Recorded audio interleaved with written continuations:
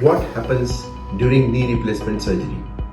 Step by step, if I want to explain what happens during knee replacement surgery, the entire procedure goes on like this. First, patient is taken inside operation theatre. Patient is anesthetized west below by means of either giving spinal or epidural anesthesia. After this, the entire leg is cleaned and draped.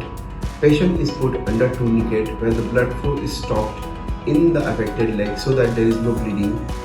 After this, the patient knee is given position and incision is taken, the knee joint is exposed, the bones are exposed, and with the help of cutting jigs, the femur and the tibia is cut so that the surfaces are parallel to each other. After taking proper cuts according to the implant size, the implant is selected and this implant is fixed to the bone with the help of a glue or cement. After the procedure is done, the range of motion is checked, the joint is washed, antibiotic is instilled, drain is put if there is chances of bleeding, and the joint is closed in a layer-wise manner.